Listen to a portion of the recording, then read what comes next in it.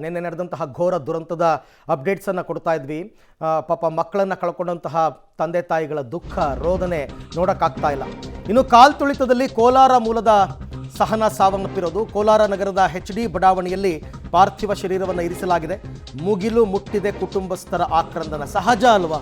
ಯಾರನ್ನು ಕಳ್ಕೊಂಡ್ರೂ ಕೂಡ ಆಕ್ರಂದನ ಮುಗಿಲು ಮುಟ್ಟುತ್ತೆ. ಸರ್ಕಾರದ ನಿರ್ಲಕ್ಷ್ಯದಿಂದಲೇ ಮಗಳು ಸಾವಾಗಿದೆ.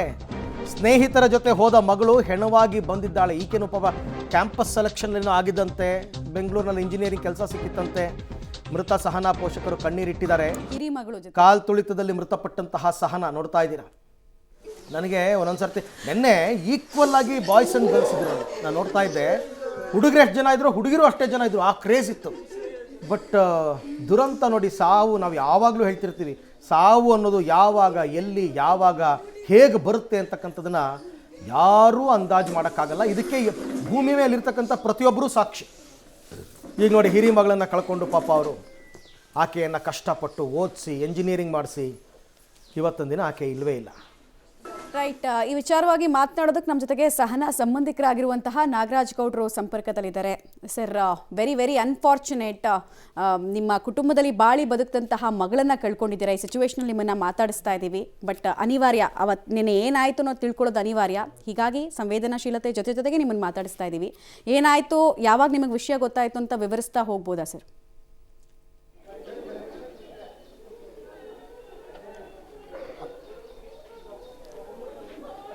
ನಾಗರಾಜ್ ಗೌಡ್ರೆ, ಧ್ವನಿ ಕೇಳ್ತಾ ಇದೆಯಾ? ನಾಗರಾಜ್ ಗೌಡ್ರೆ ಮಾತಾಡಿ. ನಿಮಗೆ ವಿಚಾರ ಗೊತ್ತಾಗಿದ್ದು ಹೇಗೆ? ಆಕೆ ಹೇಳಿದ್ರಾ ನಾವು ಹೋಗ್ತಾ ಇದೀವಿ ಈ ತರ ಸ್ಟೇಡಿಯಂಗೆ ಅಂತ? ಸ್ವಲ್ಪ ಹೇಳ್ಬೋದು, ಅದ್ರ ಬಗ್ಗೆ ವಿವರಿಸ್ಬೋದಾ ಅಂತ. ಸರ್, ನಿನ್ನೆ ಸಾಯಂಕಾಲ ನಮಗೆ 4 ಗಂಟೆಯಿಂದ ಹಾಸ್ಪಿಟ್ಲಿಂದ ಒಂದು ಫೋನ್ ಕಾಲ್ ಬಂದು ಸರ್. ಅದು ಈ ತರ ನಿಮ್ಮ ಮಗು ಹಾಸ್ಪಿಟಲ್ ಇದ್ದಾರೆ ಅಂತಂದು ಹೇಳ್ಬಿಟ್ಟು ಅವಾಗ ನಾವು ಇಲ್ಲಿಂದ ಹೋಗಿ ನಾವು ಮತ್ತೆ ಅವ್ರ ತಂದೆಯವರಾಗಿರ್ತಕ್ಕಂಥವ್ರು ಅಲ್ಲಿಂದ ಕಳಿಸ್ಕೊಟ್ಟಿ ನಾವು ಏನೋ ಆಗಿದೆ ಅಂತಂದೇಳಿ. ಆದ್ರೆ ಇಂಥ ದುರಂತ ಅಂತ ನಮಗೆ ಗೊತ್ತಾಗಲಿಲ್ಲ ಸರ್. ಆಮೇಲೆ ಗೊತ್ತಾಯ್ತು, ಅಲ್ಲಿ ಹೋದ್ಮೇಲೆ ಈ ರೀತಿ ಆಗಿದೆ ಅಂತ, ಅನಾಹುತ ಆಗಿದೆ ಅಂತ ಹೇಳಿ. ನಿಜವಾಗ್ಲೂ ಇದನ್ನ ನಾವು ಯಾವತ್ತೂ ಇನ್ನು ಜೀವನದಲ್ಲಿ ಮರೆದೇ ಇರೋದಾಗಿರ್ತಕ್ಕಂಥ ಸರ್. ಆ ಮಗು ಇಲ್ಲಿ ಬಹಳ ವಿದ್ಯಾವಂತಿನೂ ಹೌದು, ಮತ್ತು ಈ ನಮ್ಮ ಎಲ್ಲರ ಕುಟುಂಬದಲ್ಲೂ ಸಹ ಮತ್ತೆ ಈ ಬಡಾವಣೆಯಲ್ಲೂ ಸಹ ಬಹಳ ಒಡಂಬಡಿಕೆ ಆಗಿರ್ತಕ್ಕಂಥ ಮಗು ಸರ್. ಅವರು ಏನಂತಂದ್ರೆ, ನಾನು ಈ ಒಂದು ಕ್ರಿಕೆಟ್ನಲ್ಲಿ ಇಷ್ಟೊಂದು ರೀತಿಯಾಗಿರ್ತಕ್ಕಂಥ ಯುವಕರಿಗೆ ಆಸಕ್ತಿ ಇರ್ತದೆ. ಯುವಕರಿಗೆ ಸರ್ ಇಂತಹ ಕಾರ್ಯಕ್ರಮವನ್ನು ಒಂದು ಪೂರ್ವ ನಿಯೋಜಿತವಾಗಿ ಆಯೋಜನೆ ಮಾಡಿದ್ರೆ ಚೆನ್ನಾಗಿರ್ತಾ ಇತ್ತು. ಇಂತಹ ಸಂದರ್ಭದಲ್ಲಿ ನಾವು ಇವತ್ತು ನಮ್ಮ ಮಗುವನ್ನು ಕಳ್ಕೊಂಡು ಈಗ ಈ ಕುಟುಂಬ ಮತ್ತೆ ಈ ಬಡಾವಣೆ ಎಲ್ಲರೂ ಸಹ ದುಃಖ ಪ್ರಪ್ತರಾಗಿದ್ದೀವಿ ಸರ್. ಇದು ಅಮಾನೀಯ ಒಂದು ಘಟನೆ ಅಂತ ಹೇಳ್ಬೋದು ಸರ್. ಇದನ್ನ ನಾಗರಾಜ್ ಗೌಡ್ರೆ, ಮನೇಲಿ ಹೇಳ್ಬಿಟ್ಟು ಹೋಗಿದ್ದ ಸಹನಾ, ಫ್ರೆಂಡ್ಸ್ ಜೊತೆ ಹೋಗ್ತಾ ಇದೀನಿ, RCB ಟೀಮ್ ಬರುತ್ತೆ ನೋಡೋದಕ್ಕೆ ಹೋಗ್ತಾ ಇದೀನಿ ಅಂತ ಹೇಳ್ಬಿಟ್ಟು ಹೋಗಿದ್ದ? ಹೇಗೆ ಲಾಸ್ಟ್ ಯಾವಾಗ ಕಾಲ್ ಮಾಡಿದ್ದಂತೆ ಫ್ಯಾಮಿಲಿಗೆ? ಮೇಡಮ್, ಅಲ್ಲಿ ಏನಾಗಿದೆ ಅಂತ ಹೇಳಿದ್ರೆ, ಏನು ಬೆಳಗ್ಗೆ ಕಾಲ್ ಮಾಡಿ ಮಾತಾಡಿದ್ದಾರೆ ಮೇಡಮ್. ಅಲ್ಲಿ ಸ್ಟೇಡಿಯಂ ಪಕ್ಕದಲ್ಲೇ ನಮ್ಮ ಮಗು ವರ್ಕ್ ಮಾಡ್ತಕ್ಕಂಥ ಆಫೀಸ್ ಮೇಡಮ್, ವೆರಿ ನಿಯರ್ ಭಾಷ್ ಕಂಪನಿಯಲ್ಲಿ. ಹಾಗಾಗಿ ಎಲ್ಲರೂ ಹೋಗ್ತಾ ಇದ್ರಲ್ಲ ಅಂತ ಅವ್ರ ಟೈಮಲ್ಲಿ ಆಫೀಸಿಂದ ಒಂದು 7-8 ಜನ ಹೋಗಿದ್ದಾರೆ ಮೇಡಮ್, ಜಸ್ಟ್ ನೋಡ್ಕೊಂಬರೋಣ ಅಂತ. ಈಗ ಸಹನಾ ಜೊತೆ ಹೋದವರೆಲ್ಲ ಸೇಫ್ ಆಗಿದಾರ? ಅವ್ರಗಳಿಗೆ ಯಾರಿಗೂ ಏನು ತೊಂದರೆ ಆಗಿಲ್ವಾ? ಇಲ್ಲ ಮೇಡಮ್, ಅವ್ರಿಗೆಲ್ಲ ಸೇಫ್ ಆಗಿದ್ದಾರೆ ಸರ್. ಸ್ವಲ್ಪ ಕಾಲು ಕೈಗೆ ಮತ್ತೆ ಫ್ರಾಕ್ಚರ್ ಆಗಿದೆ. ಬಟ್ ಈ ಮಗು ಸ್ವಲ್ಪ ಸಣ್ಣಕ್ಕಿತ್ತು, ಕೆಳಗಡೆ ತುಳಿದು ಬಿದ್ದಾಗ ಅದು ಅನಾಹುತ ಆಗೋಗಿದೆ ಸರ್. ಸಹನಾ ಬಗ್ಗೆ ಹೇಳಿ. ಆಕೆ ವಿದ್ಯಾಭ್ಯಾಸ, ಓದಿದ್ದೆಲ್ಲಿ, ಏನ್ ಕೆಲಸ ಮಾಡ್ತಾ ಇದ್ರು, ತಂದೆ ತಾಯಿ ಏನ್ ಆಸೆ ಇಟ್ಕೊಂಡಿದ್ರು ಮಗಳ ಮೇಲೆ ಅಂತ?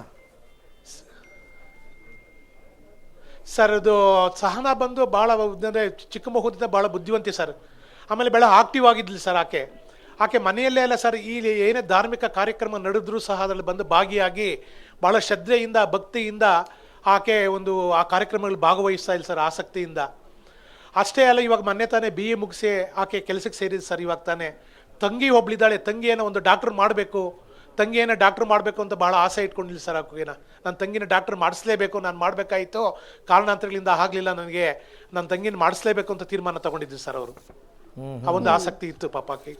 ಈಗ ಸಹನಾಗ್ ಮದುವೆ ಮಾಡಬೇಕು ಆ ಥರ ಎಲ್ಲ ಯೋಜನೆಗಳೆಲ್ಲ ಆಗ್ತಾ ಇತ್ತ ಪ್ಲಾನ್ಸ್ ಇತ್ತ ಹೇಗೆ ಅಂತ ಸರ್? ನಾವೆಲ್ಲ ಮಾತಾಡ್ಕೊಂಡು ಸರ್, ಮುಂದಿನ ವರ್ಷ ನಾನು ಒಂದು ಪ್ರಪೋಸಲ್ ಹೇಳಿದೆ ಸರ್. ಮುಂದಿನ ವರ್ಷ ಮಾಡ್ಬಿಡ್ಬೇಕು ಅಂತ ತೀರ್ಮಾನ ಮಾಡ್ಕೊಂಡು ಒಂದು ವಾರದಲ್ಲೇ ಮಾತಾಡ್ಕೊಂಡಿವಿ ಸರ್. ನಾವು ಮದುವೆ ಮಾಡಬೇಕು, ಮುಂದಿನ ವರ್ಷ ಮಾಡ್ಬಿಡ್ಬೇಕು ಅಂತ. ಜೀವನ ಪರ್ಯಂತ ಈ ನೋವು ಕಾಡುತ್ತೆ. ಫ್ಯಾಮಿಲಿ ಈಗ ಹೇಗಿರ್ಬೋದು ಅಂತ ನಾವು ಊಹೆ ಮಾಡ್ಕೊಳ್ಳೋಕ್ಕೂ ಸಾಧ್ಯ ಇಲ್ಲ. ಅಲ್ಲಿ ಪರಿಸ್ಥಿತಿನ ಹೇಳ್ಬೋದಾ ನೀವು? ತಂದೆ ತಾಯಿ ಸಹೋದರಿ ಮೇಡಮ್ ಊಹೆ ಮಾಡ್ಕೊತಕ್ಕ ಇಲ್ಲಿರ್ತಕ್ಕಂಥ ಅವ್ರ ತಂದೆ ತಾಯಿನೂ ಅಷ್ಟೇ ಮೇಡಮ್. ಮತ್ತೆ ಒಂದು ಮೃದು ಸ್ವಭಾವದವರು. ಇಲ್ಲಿ ಬಂದಿರತಕ್ಕಂಥ ಪ್ರತಿಯೊಬ್ಬರು ಸಹ ಕರುಳು ಕೀಳ್ತದೆ ಸರ್ ಮೇಡಮ್. ಅವರು ಆ ಒಂದು ನೋವನ್ನು ತಡ್ಕೊಳ್ಲಿಕ್ಕೆ ಆಗೋದಿಲ್ಲ ಮೇಡಮ್. ಆ ಸನ್ನಿವೇಶ, ಆ ನೋವು, ಆ ದುಃಖ. ಮುಂದಿನ ಕಾರ್ಯಗಳೆಲ್ಲ ಯಾವಾಗ ಹೇಗೆ ಅಂತ ಈಗ ಏನು ಪ್ಲಾನ್ ಮಾಡ್ಕೊಂಡಿದ್ದೀರಾ?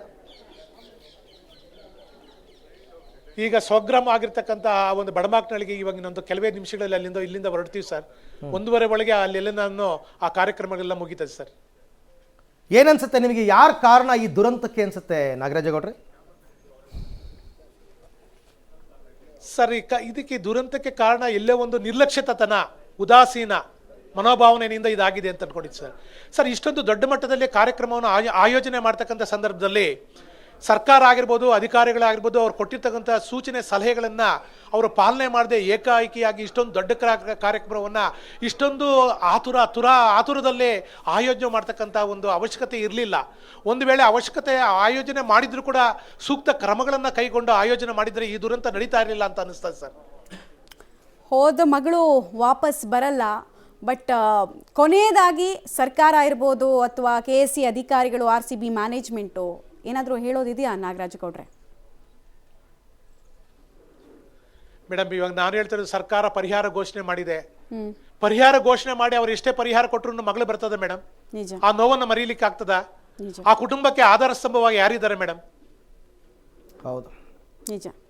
ನೀವು ಕೇಳೋ ಪ್ರಶ್ನೆಗೆ ಬಹುಶಃ ಯಾರಿಂದಲೂ ಕೂಡ ಉತ್ತರ ಸಿಗಲ್ಲ ಅನ್ಸುತ್ತೆ. ಧನ್ಯವಾದ ನಾಗರಾಜೇಗೌಡ್ರೆ. ನಾಗರಾಜೇಗೌಡರು ಹೇಳೋ ಪ್ರಕಾರ ನಿಜ. Thank you ನಾಗರಾಜೇಗೌಡ್ರೆ.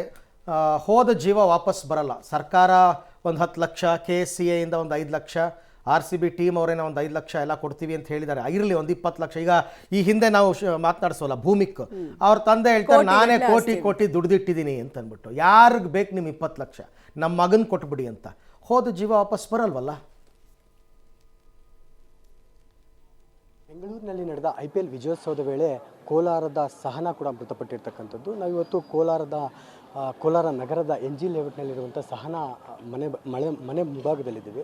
ಇಲ್ಲಿ ನೋಡೋದಾದರೆ ಈಗಾಗಲೇ ಸಹನಾ ಮೃತದೇಹವನ್ನು ಪೋಷಕರಿಗೆ ಪೊಲೀಸರು ಮತ್ತು ರಾಜ್ಯ ಸರ್ಕಾರ ಹಸ್ತಾಂತರ ಮಾಡಿರ್ತಕ್ಕಂಥದ್ದು. ಈಗಾಗಲೇ ಇಲ್ಲಿ ಅಂತಿಮ ದರ್ಶನಕ್ಕೆ ವ್ಯವಸ್ಥೆಯನ್ನು ಮಾಡಿರ್ತಕ್ಕಂಥದ್ದು. ಅಂದರೆ ಸಹನಾ ಏನಿತ್ತು, ಇಂಜಿನಿಯರಿಂಗ್ ಓದಿ ಇನ್ನೇನು ಲೈಫನ್ನು ಸೆಟಲ್ ಮಾಡುವಂಥ ಸನ್ನಿವೇಶದಲ್ಲಿ ಈ ಒಂದು ಘಟನೆ ನಡೆದಿರ್ತಕ್ಕಂಥದ್ದು. ಇದು ಪೋಷಕರಲ್ಲಿ ನಿಜಕ್ಕೂ ಒಂದು ರೀತಿಯ ಆಘಾತ ಅಂತಲೇ ಹೇಳ್ಬೋದು. ಯಾಕಂದರೆ ಸಾಕಷ್ಟು ಕನಸುಗಳನ್ನು ಹೊತ್ತು ಮಗಳಿಗೆ ಒಳ್ಳೆ ವಿದ್ಯಾಭ್ಯಾಸ ಕೊಟ್ಟು ಇಂಜಿನಿಯರಿಂಗ್ ಕೂಡ ಮಾಡಿದರು. ಆದರೆ ಈ ಸಂದರ್ಭದಲ್ಲಿ ಏನು ನಡೆದಂಥ ದುರ್ಘಟನೆ ಏನಿದೆ ಇದು ಪೋಷಕರನ್ನು ಕಣ್ಣೀರಲ್ಲಿ ಕೈ ತೊಳೆಯುವಂತೆ ಮಾಡಿರ್ತಕ್ಕಂಥದ್ದು. ಇನ್ನು ಈಗಾಗಲೇ ಸಂಬಂಧಿಕರು, ಶಿಕ್ಷಕರ ಬಳಗ, ಜೊತೆಗೆ ಸ್ನೇಹಿತರು ಸಾಕಷ್ಟು ಜನ ಇಲ್ಲಿ ಬಂದು ಏನು ಶಿಕ್ಷಕ ದಂಪತಿಗಳಾಗಿರ್ತಕ್ಕಂಥ ಸುರೇಶ್ ಬಾಬು ಜೊತೆಗೆ ಮಂಜುಳಾ ಅವರಿಗೆ ಸಾಂತ್ವನ ಹೇಳ್ತಾ ಇರ್ತಕ್ಕಂಥದ್ದು.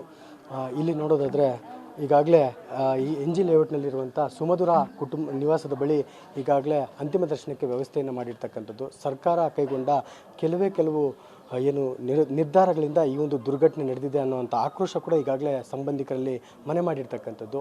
ಸಾಕಷ್ಟು ಜನ ಬಂದು ಏನು ಶಿಕ್ಷಕ ದಂಪತಿಗಳಿಗೆ ಈಗಾಗಲೇ ಸಾಂತ್ವನ ಹೇಳ್ತಾ ಇರ್ತಕ್ಕಂಥದ್ದು. ಈಗಾಗಲೇ ಕುಟುಂಬ ಕಣ್ಣೀರಲ್ಲಿ ಕೈ ತೊಳಿತಾ ಇದೆ. ಯಾಕಂದರೆ ಸಾಕಷ್ಟು ಕನಸುಗಳನ್ನು ಕಂಡಿದ್ರು, ಮಗಳಿಗೆ ಒಳ್ಳೆ ವಿದ್ಯಾಭ್ಯಾಸ ಕೊಡಿಸ್ಬೇಕು, ಜೊತೆಗೆ ಇತ್ತೀಚೆಗೆ ಮದುವೆ ಮಾಡಬೇಕು ಅನ್ನೋ ಉದ್ದೇಶ ಕೂಡ ಹೊಂದಿದ್ರು. ಆದರೆ ಈ ಸಂದರ್ಭದಲ್ಲಿ ನಡೆದಂಥ ದುರ್ಘಟನೆ ಏನಿದೆ ಇದು ಕುಟುಂಬಕ್ಕೆ ಒಂದು ರೀತಿಯ ಆಘಾತ ತಂದೊಡ್ಡಿದೆ ಅಂತಲೇ ಹೇಳ್ಬೋದು.